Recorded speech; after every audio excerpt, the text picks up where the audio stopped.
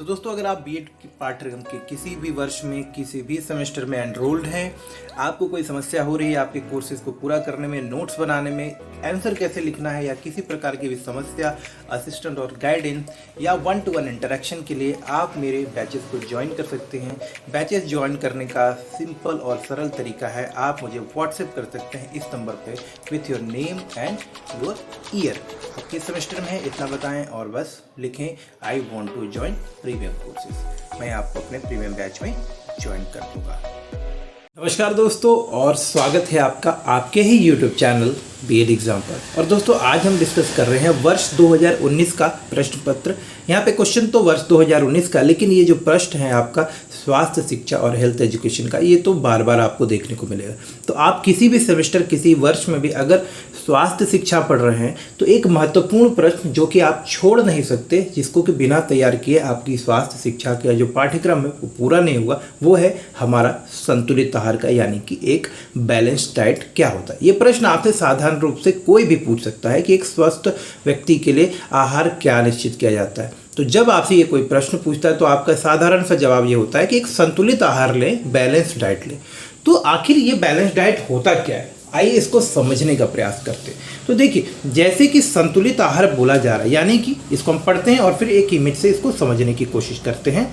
जैसे कि यहाँ पर आपका बोला जा रहा है कि संतुलित आहार, तो संतुलित आहार का मतलब होता है एक ऐसा आहार जिसमें एक संतुलित आहार वह आहार है जो किसी व्यक्ति की सभी पोषण संबंधी आवश्यकताओं को पूरा करता हो, जो कि स्वस्थ और फिट रहने के लिए प्रत्येक मनुष्य को एक निश्चित मात्रा में कैलोरी और पोषक तत्वों की आवश्यकता को पूरी करता हो। एक संतुलित आहार में मुख्य रूप से 6 मुख्य पोषक तत्व शामिल किए जाते हैं, जिसमें कि कार्बोहाइड्रेट, वसा, प्रोटीन, फाइबर, विटामिन और मिनरल्स, जिन्हें कि हम खनिज कहते हैं। ये सभी पोषक तत्व हमारे द्वारा भोजन के रूप में लिए जाते हैं, खाए जाते हैं, और ये खाद्य पदार्थों में आराम से आपको मिल जाते हैं। कई सारी चीज़ें हैं, साधारण रूप से खाद्य पदार्थों में मिलती हैं, कई सारी चीज़ों को हमें फल से, सब्जियों से और अन्य स्रोतों से भी प्राप्त करना होता है। तो आइए मैं आपको ये चीज़ें दिखाता हूँ कि कौन से हैं वो आपके संतुलित आहार के मुख्य तत्व और कितनी मात्रा में और कितने प्रतिशत में, ताकि आप जो है ना अपने उत्तर को थोड़ा और प्रभावशाली बना सके। तो आइए मैं आपको वो इमेज भी दिखाता हूँ। तो दोस्तों, मैंने आपके सामने बैलेंस डाइट का एक सिंपल सा चार्ट लगाया। ये हमारा जो है पाई चार्ट है, और यहाँ से आप देख पाएंगे कि देखिए हमारे शरीर को जो है प्रोटीन की, फाइबर रिच कार्बोहाइड्रेट्स की, फैट यानी कि वसा की, और फ्रूट्स और वेजिटेबल्स की भी ज़रूरत होती है। ये सभी चीज़ें मुख्य रूप से मिलकर जो है हमारे शरीर को जो है बनाते हैं एक संतुलित आहार। इसमें हम विटामिन भी ऐड करेंगे, इसमें हम वाटर भी ऐड करेंगे, लेकिन मुख्य रूप से प्रतिशत वाइज हम बात करते हैं तो विटामिन बहुत ही थोड़ी मात्रा में हमारे शरीर को आवश्यकता होती है, लेकिन आवश्यक तत्व है। इसको हम बिना उसके भी हमें कई सारी बीमारियों का सामना करना पड़ता है, तो विटामिन भी इसमें ऐड करेंगे। तो विटामिन, लेकिन मुख्य रूप से जो प्रमुख तत्व होते हैं शरीर के विकास के लिए, वो मैं आपको यहाँ प्रोटीन, वेजिटेबल, फैट्स, कार्बोहाइड्रेट, ये चीज़ें हो गई। इसके अलावा विटामिन और मिनरल्स भी इसमें ऐड होंगे। तो ये जो खाद्य पदार्थ मैं आपको दिखा रहा हूँ ना, इससे वो सारी चीज़ें हमें आमतौर पर मिल जाती हैं। अब जैसे मैं आपको बताता हूँ, देखिए यहाँ पर कि फ्रूट और वेजिटेबल्स अगर हम लोग खाते हैं, यानी कि सब्जियाँ अगर हम लोग ग्रहण करते हैं, तो सब्जियों से हमें जो है आवश्यक जो आपके विटामिन और मिनरल्स होते हैं वो मिल जाते हैं। तो जितनी ज़्यादा सब्जियां और फल हम अपने भोजन में शामिल करेंगे, विटामिन और मिनरल्स, ये जो चीज़ें हमारे शरीर के विकास के लिए आवश्यक है, प्रतिरोधक क्षमता को विकसित करने के लिए आवश्यक है, वो हमें मिलेगा। प्रोटीन, ये हमें दूध, दही, अंडे, मांस, मच्छी, इस तरह की चीज़ों से, और दाल से, आपके सोयाबीन से, इस तरह की चीज़ों से मिलती है। तो हमें प्रोटीन भी बहुत ज़रूरी है। इन सारी चीज़ों को खाने से हमारे शरीर का विकास सुनिश्चित होता है। एक अच्छे और मजबूत शरीर के लिए प्रोटीन परम आवश्यक तत्व है। वेजिटेबल्स की आवश्यकता हमने समझ ली, प्रोटीन की। फाइबर रिच कार्बोहाइड्रेट, ध्यान रखिएगा हमारी बॉडी के अंदर to regulate our body sugar level by consuming the whole wheat product, जो भी आपके होल व्हीट जिनमें छिलकेदार तत्व होते हैं, जैसे कि brown rice, quinoa, leafy green vegetable, इस तरह की चीज़ें जब हम खाते हैं, जैसे कि मक्का हो गया, आपका बाजरा, ज्वार हो गया, इस तरह की चीज़ें जब हम खाते हैं जिससे हमारे शरीर को फाइबर मिलता है और फाइबर हमारे शरीर में शुगर की मात्रा को संतुलित करता है, साथ ही साथ भोजन के पाचन में और उसके अवशोषण में यानी कि एक्सक्रीशन में भी मदद करता है। इसके अलावा fat, a small amount of fat is very helpful for absorption of vitamin.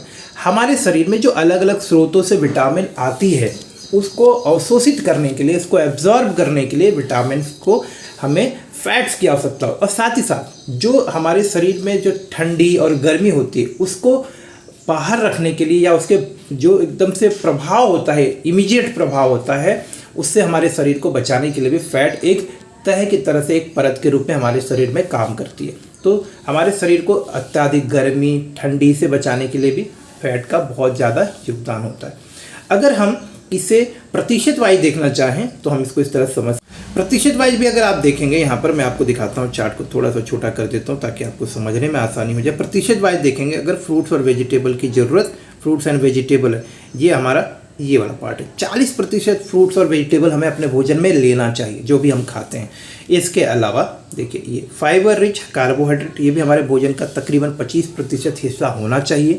इसके अलावा प्रोटीन भी हमारे भोजन का जो है 25% हिस्सा होना चाहिए। तो इस तरह से जब भी हम भोजन लें तो हमारे भोजन को इस तरह से हम संतुलित कर सकते हैं। और फैट के जो भी स्रोत होते हैं, जैसे कि थोड़ा सा घी हो गया, थोड़ा हम जो भी तैलीय पदार्थ खाते हैं वो थोड़ी मात्रा में आवश्यक है, जिससे कि हमारे भोजन को संतुलित बनाया जा सके। तो उम्मीद करता हूँ कि आप इस चीज़ से समझ पाएंगे। ये आंकड़े भी आप इस्तेमाल कर सकते हैं कि 25% प्रोटीन, 25% आपके फाइबर रिच कार्बोहाइड्रेट, 40% आपका प्रोटीन और 10% फैट होना चाहिए हमारे भोजन में, जिसके अंदर हमारे विटामिन भी आ जाएंगे और मिनरल्स भी आ जाएगा। और आवश्यक रूप से हमें जल की भी आवश्यकता होती है पाचन की प्रक्रिया को पूरी करने के लिए। तो इस तरह से आप जो है एक संतुलित आहार के बारे में शॉर्ट में आंसर लिख सकते हैं। चलिए चलते हैं नेक्स्ट क्वेश्चन। अभी हमने देखा कि एक संतुलित आहार क्या है। अब हम देखते हैं what are the main aims of health education, यानी कि स्वास्थ्य शिक्षा के प्रमुख उद्देश्य क्या है। बहुत ही अच्छा टॉपिक है और इसके ऊपर मैंने डिस्कस भी किया है, आपके साथ नोट्स भी शेयर कर दूंगा मैं। देखिए, सबसे पहला है तो जागरूकता पैदा करना और स्वास्थ्य और समुदाय के रूप में इसके महत्व को हमें सबको बताना, ये सबसे प्रमुख उद्देश्य है कि स्वास्थ्य महत्वपूर्ण है हमारे जीवन के लिए। जिस प्रकार से शिक्षा, धन, संपत्ति और अन्य प्रकार के सुख सुविधाओं के लिए हमें प्रयासरत रहते हैं, हम प्रयास करते हैं, उसी प्रकार से अपने आप को स्वस्थ रखना, अपने आसपास सफाई बना के रखना और सफाई का, स्वास्थ्य का क्या महत्व है व्यक्तिगत रूप से और सामाजिक स्तर पर भी इस चीज़ को लोगों को समझाना, इस तरह से लोगों को बताना कि वो इस चीज़ को समझ पाएँ, यही है स्वास्थ्य शिक्षा का मुख्य उद्देश्य। तो स्वास्थ्य संबंधी जानकारी देना, लोगों को स्वास्थ्य के प्रति जागरूक करना, जिससे कि वो एक स्वस्थ सफल जीवन जी सके, यही है स्वास्थ्य शिक्षा का प्रमुख उद्देश्य। इसके अलावा अच्छे स्वास्थ्य मानदंडों को बनाए रखने के लिए प्रशिक्षण देना, संक्रामक रोगों के खिलाफ एहतियात और निवारक उपाय करना, इसमें लोगों को सक्षम बनाना भी स्वास्थ्य शिक्षा का एक प्रमुख उद्देश्य है। बीमारियां क्यों होती हैं, क्या कारण है, कौन कौन से स्रोत हैं, किस प्रकार की बीमारियां होती हैं, संक्रामक रोग कौन से हैं आपके जो कौन से गैर संक्रामक रोग है, कौन सी बीमारियां हैं जो जानलेवा हैं, बीमारियों की रोकथाम कैसे की जाए, ये सारी चीज़ें सिखाना, बताना और इसके बारे में जागरूक करना भी जो है स्वास्थ्य शिक्षा का एक महत्वपूर्ण भाग है। साथ ही साथ अच्छे स्वास्थ्य को हम किस तरह से बना के रख सकते हैं, अपने आप को किस तरह से स्वस्थ रख सकते हैं, किस प्रकार से व्यायाम किया जाए, किस प्रकार से व्यायाम के लाभ मिल सकते हैं हमारे शरीर को, ये बहुत सारी चीज़ें जो है आपको स्वास्थ्य शिक्षा के अंतर्गत सिखाया जाता है। स्कूल में अध्ययनरत जो बच्चे हैं, आपके स्कूल जाने वाले बच्चों को स्वास्थ्य सेवाओं और सुविधाओं की प्रकृति और उद्देश्यों को समझाना भी स्वास्थ्य शिक्षा का प्रमुख उद्देश्य। बहुत सारी स्वास्थ्य संबंधी सुविधाएं हैं, स्वास्थ्य संबंधी जानकारियां होती है, हमारे बहुत सारे संवैधानिक अधिकार भी है स्वास्थ्य को लेकर, जैसे कि सार्वजनिक जगह पर किसी को धूम्रपान नहीं करना है, तो सार्वजनिक जगह पे अगर कोई धूम्रपान करता है तो आप उसे मना कर सकते हैं। इस तरह के अधिकारों से अपने आप को परिचित करना। सरकार हमें बहुत सारी बीमा योजनाएं देती है, बहुत सारे स्वास्थ्य संबंधी सुविधाएं उपलब्ध कराती है, इसकी जानकारी होना। विद्यालय में स्वास्थ्य कार्यक्रम चलाए जाते हैं, इसके बारे में जानकारी होना। स्वास्थ्य कार्यक्रम का किस प्रकार से लाभ उठाया जा सकता है, इस तरह से बहुत सारी चीज़ें जो कि आपके स्वास्थ्य से संबंधित है, आपको बताने और सिखाने का ही उद्देश्य होता है स्वास्थ्य शिक्षा का। किसी के जीवन में मानसिक और भावनात्मक रूप से इसके महत्व की भावना को विकसित और बढ़ावा दें। देखिए, व्यक्ति का मानसिक और भावनात्मक विकास कहीं ना कहीं उसके स्वास्थ्य से जुड़ा होता है। तो व्यक्ति के भावनात्मक रूप से और मानसिक रूप से विकास को हम सुनिश्चित कर पाएँ, इसमें स्वास्थ्य शिक्षा का जो योगदान है इसको भी हम सुनिश्चित कर पाएँ, इस बात के लिए जो है प्रयास करना भी स्वास्थ्य शिक्षा का एक महत्वपूर्ण योगदान है।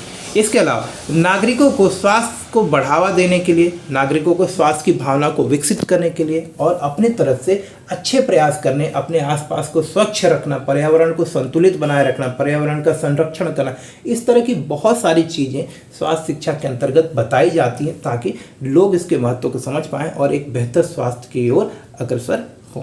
तो उम्मीद करता हूँ कि आपने ये सारांश में देख लिया। ये जो भी आंसर मैं आपको फिलहाल अभी बता रहा हूँ ये वेरी शॉर्ट आंसर टाइप के हिसाब से बता रहा हूँ, आप इसको लॉन्ग आंसर टाइप क्वेश्चन में भी लिख सकते हो। मैं अभी आगे जब आपकी शॉर्ट आंसर टाइप और long answer type question discuss करूँगा तो वो भी आपके साथ में चर्चा करूँगा। अगला प्रश्न है फिजिकल एजुकेशन है क्या, ये पूछ लिया जाता है कि भाई बूचर के अनुसार, देखिए अब जब आपसे पूछ लेना कि फिजिकल एजुकेशन क्या है और 2 नंबर में पूछ ले तो थोड़ा सा पूछा है तो थोड़ा सा ही लिखे, यानी कि 2 नंबर के हिसाब से 50 शब्दों में उत्तर करना है तो उतना ही लिखे। तो बूचर के अनुसार शारीरिक शिक्षा को एक कुशल शैक्षिक प्रक्रिया के अभिन्न अंग के रूप में परिभाषित किया जा सकता है। शारीरिक शिक्षा एक ऐसा क्षेत्र है जिसका उद्देश्य शारीरिक गतिविधियों के माध्यम से शारीरिक, मानसिक, भावनात्मक और सामाजिक रूप से फिट नागरिकों का विकास करना है, जो कि एक सकारात्मक, प्रगतिशील और उन्नत समाज के और राष्ट्र के निर्माण में अपना योगदान दे सके। बहुत ही सारांश में इन्होंने बहुत अच्छी तरीके से बताया कि भी बुचर ने बताया कि एक कुशल शैक्षिक प्रक्रिया, जो भी शैक्षिक प्रक्रिया है, किसी भी शैक्षिक प्रक्रिया का, विश्व में आप किसी भी शैक्षिक प्रक्रिया को उठाकर देख लें, उसका एक अभिन्न हिस्सा स्वास्थ्य शिक्षा होता है, क्योंकि एक अच्छे स्वास्थ्य के आधार पर ही जो है एक अच्छा नागरिक तैयार होता है और जो अच्छा नागरिक होगा वही अपने आप को विकसित कर पाएगा, अपने समाज को अच्छे से आगे बढ़ाने में योगदान कर पाएगा और अपने राष्ट्र की प्रगति और विकास में भी योगदान दे पाएगा। तो एक अच्छा नागरिक, एक स्वस्थ नागरिक होना बहुत महत्वपूर्ण है किसी भी राष्ट्र के विकास के लिए, समाज की प्रगति के लिए। आगे बढ़ते हैं।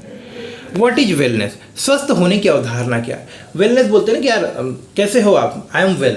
आपसे जब कोई पूछता है कैसे हो आप बोलते हो आई एम वेल। कैसे हो भाई साहब, आप क्या हाल चाल है, मैं बहुत बढ़िया हूँ। तो बहुत बढ़िया होना, स्वस्थ होने की अवधारणा, वेल होने की अवधारणा आखिर है क्या, इसको समझते हैं। ये कोई स्थिति नहीं है, ये एक अवधारणा है, एक स्थिति है जिसमें आप जी रहे होते हैं। तो हम स्वस्थ होने की अवधारणा को एक सक्रिय प्रक्रिया के रूप में परिभाषित कर सकते हैं, जिसके माध्यम से लोगों में जागरूकता आती है कि वो किस प्रकार से एक खुशहाल और सफल जीवन के अस्तित्व की ओर बढ़ सके। मतलब जब हम बात करते हैं स्वस्थ होने की अवधारणा, इसके अंतर्गत हम बात करते हैं कि मतलब आप सभी तरीके से शारीरिक और मानसिक रूप से आप अच्छे से अपने जीवन का व्यवहार कर पा रहे हैं, जीवन में अच्छे तरीके से अपना निर्वाह कर पा रहे हैं। हम स्वस्थ होने की अवधारणा को एक सक्रिय प्रक्रिया के रूप में परिभाषित कर सकते हैं, जिसमें कि व्यक्ति अपनी पूरी क्षमताओं, यहाँ पे ध्यान दीजिएगा, जिसमें कि व्यक्ति, यहाँ पे ध्यान रखिए कि व्यक्ति अपनी पूर्ण क्षमता प्राप्त करने में स्वयं के प्रति ज़्यादा सजग और सजग हो जाता है और साथ ही साथ वो किस प्रकार से अपने आप को स्वस्थ रख सकता है। स्वस्थ रहने के लिए उसे किन प्रक्रियाओं का पालन करना चाहिए, किस प्रकार से अनुशासित जीवन जीना चाहिए, किस प्रकार का व्यायाम करना चाहिए, उन सारी चीज़ों से अपने आप को परिचित कराता है। स्वास्थ्य हमें एक खुशहाल और सकारात्मक जीवन की ओर लेके जाता है। तो स्वास्थ्य हमें एक सकारात्मक और खुशहाल जीवन की ओर ले जाता है, इस बात को भी समझने में जो है हमें मदद मिलती है। तो जब हम बोलते हैं कि हम वेल हैं, तो मतलब हम अपने स्वास्थ्य के प्रति क्या होते हैं, जागरूक होते हैं। तो स्वस्थ रहने की अवधारणा के अंतर्गत हम कह सकते हैं कि स्वस्थ रहने की अवधारणा के अंतर्गत हम इस बात से परिचित होते हैं कि हम किस प्रकार से स्वस्थ रह सकते हैं, कौन कौन से व्यवहार में परिवर्तन लाएं, किस प्रकार से एक अनुशासित जीवन जिएं, किस प्रकार से संतुलित आहार लें, किस प्रकार से स्वस्थ रहने के लिए अपने आसपास में साफ सफाई का हम लोग व्यवहार करें। इन सारी चीज़ों को पालन करना, इन सारी चीज़ों को हम लोग क्रियान्वित करते हैं, तो यही जो स्थिति होती है हमारे आसपास, इसे हम स्वस्थ होने की अवधारणा कहते हैं। स्वास्थ्य हम सबको पता है कि कई घटकों के संगठन से बनता है, जैसे कि एक स्वस्थ जीवन शैली, आध्यात्मिक स्वास्थ्य, मानसिक और स्वास्थ्य परिवहन हमारे आसपास हो तो हमें इस कह सकते हैं कि ये एक स्वस्थ वातावरण है। तो हम शारीरिक रूप से, मानसिक रूप से, सामाजिक रूप से और व्यवहारिक रूप से अगर स्वस्थ हैं, साथ ही साथ हमारे आसपास का अगर वातावरण भी स्वच्छ है, जिससे कि हम बीमारियों से दूर हैं, हमारी बीमारी से लड़ने की प्रतिरोधक क्षमता अच्छी है, तो हम कह सकते हैं कि हम स्वस्थ हैं और हम लोग वेल हैं। तो यहाँ पर आप इस तरह से लिख सकते हैं। अब अगला प्रश्न ले लेते हैं आपका कि no life without water, clarify. जब आपसे पूछा जाता है कि नो लाइफ विदाउट वाटर, यहाँ पे देखेंगे इसको हम लोग, ये लास्ट क्वेश्चन करते हैं, इसके बाद नेक्स्ट वाले क्वेश्चन को हम लोग सेकंड पार्ट में करें। नो लाइफ विदाउट वाटर का अर्थ क्या होता है? देखिए सबको पता है जल है तो कल है, इस तरह के बहुत सारे स्लोगन देखने को मिलता है, जल ही जीवन है, इस तरह के स्लोगन आपको देखने को मिलता है। ये वो स्लोगन भी आपने इस तरह के स्लोगन भी देखे होंगे कि जल ही जीवन है, हर बूंद की कीमत है, और आपने ये इमेजेस भी देखी होंगी कई बार कि जल ही जीवन है। तो ये जो इमेज होती हैं, देखो आप ये इमेज को भी यूज़ कर सकते हो कि जल ही जीवन है, ताकि आपका एग्जाम में जो है प्रश्न भी प्रभावशाली लगे। तो ये जो स्लोगन है जल ही जीवन है, वो इसलिए दिया जाता है जिससे कि आप ये समझ पाए कि जल हमारे जीवन के लिए कितना महत्वपूर्ण है। आपको पता है कि जल एक अनमोल प्राकृतिक संसाधन है जो कि प्रकृति के वरदान के रूप में पूरी दुनिया को सभी को समान रूप से उपलब्ध है। लेकिन जल की जो उपलब्धता है वो सबके पास समान रूप से नहीं है। आप देखते हैं कि विश्व के कई ऐसे देश हैं जहाँ पे जल की बहुत किल्लत है, जहाँ पर कि जल की आपूर्ति पर्याप्त नहीं है। अगर हम अपने ही देश की बात कर लेते हैं तो हमारे देश के बहुत सारे ऐसे हिस्से हैं जैसे कि गुजरात है, राजस्थान है, पूर्वोत्तर राज्य हैं, उत्तर प्रदेश है, मध्य प्रदेश में ऐसे बहुत सारे ज़िले हैं, ऐसे बहुत सारे गांव हैं जहां की साल भर पानी की पर्याप्त आपूर्ति संभव नहीं हो पाती। या फिर देश के और भी ऐसे इलाके, कर्नाटक है, आपका आंध्र प्रदेश है, तेलंगाना है, उड़ीसा है, मतलब देश का ऐसा कोई कोना नहीं है जहाँ पर कि सभी जगह पर बराबर मात्रा में जो है जल की उपलब्धता हो। जल है तो कहीं उसकी क्वालिटी कम खराब है, यानी कि उसकी गुणवत्ता खराब है, जल है तो कहीं उसकी उपलब्धता नहीं है। तो जल, क्योंकि हमको पता है कि हमारे जीवन के लिए एक अमूल्य चीज़ है, बिना जल के हमारा जीवन आगे बढ़ नहीं सकता। एक व्यक्ति जो है बिना भोजन के 4 दिन तक रह सकता है, लेकिन बिना पानी के वो 2 दिन से ज़्यादा सर्वाइव नहीं कर सकता। ये महत्व है जल का। तो बिना जल के हम ज़्यादा समय तक जीवित नहीं रह सकते। जल हमारे कृषि कार्य के लिए आवश्यक है, जिससे कि भोजन की हम अलग अलग अपनी तैयारियां करते हैं, भोजन के स्रोत हमको उपलब्ध होते हैं। जल पौधों के विकास के लिए ज़रूरी है, जिससे कि हमें फल फ्रूट मिलते हैं, छाया मिलती है। हमारे घर के लिए आवश्यक लकड़ी का स्रोत जल है। जल से हमारे आसपास का वातावरण ठंडा रहता है, ग्लोबल वार्मिंग जैसी घटनाएं जो है कम होती हैं। जल वाष्पीकरण के माध्यम से हमारे जल की जो आवश्यकता है वो पूरी होती रहती है। तो जल जो है हमारे जीवन का एक अभिन्न हिस्सा है, और इस बात को हम बहुत ही अच्छे तरीके से लिख सकते हैं। देखिए, पानी का इस्तेमाल हम अलग अलग जानवर अलग अलग तरीके से करते हैं, मनुष्य भी अलग अलग करते हैं। अब यहाँ पर देखेंगे जीवन के सभी कार्यों को करने के लिए पानी की आवश्यकता होती है, जैसे कि कृषि कार्य, औद्योगिक कार्य, घरेलू गतिविधियाँ जैसे कि खाना पीना, कपड़े धोना, साफ सफाई करना, इन सभी कार्यों के लिए जल की आवश्यकता तो होती ही है।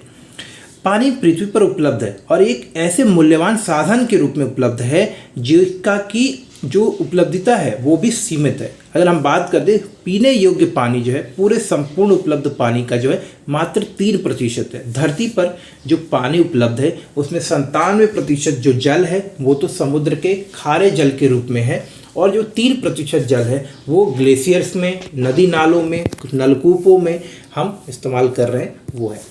तो जो मात्र 3% जल है उसमें से भी अगर हम बात करते हैं 2% जल तो ग्लेशियर्स में यानी कि बर्फ़ के रूप में जमा है। तो वास्तव में जो हम सरलता से इस्तेमाल कर पा रहे हैं वो मात्र 1% जल का हिस्सा है, जिसका कि बंटवारा भी विश्व में अलग अलग स्तर पर है, आप देख पाते। इस प्रकार हम कह सकते हैं कि केवल 1% ही जल है जिसका कि मानव अपने उपयोग में ला रहा है। इसीलिए हम कहते हैं कि पानी का विभिन्न उपयोग बड़ी ही बुद्धिमानी से करना चाहिए। पानी को वेस्ट नहीं करना चाहिए, पानी को व्यर्थ नहीं करना चाहिए, पानी का जितना ज़्यादा हो सके संचय करना चाहिए, पानी जितना ज़्यादा हो सके सही तरीके से ही इस्तेमाल करना चाहिए, ताकि भविष्य में या वर्तमान में ही हमें कभी जल संकट ना हो। जिसके पास पानी है वो बर्बाद ना करे, और जिनके पास पानी की कमी है वो पानी को सही तरीके से इस्तेमाल करे, उसको भी बर्बाद ना करे, उसका सही बहुत ही होशियारी से इस्तेमाल करे।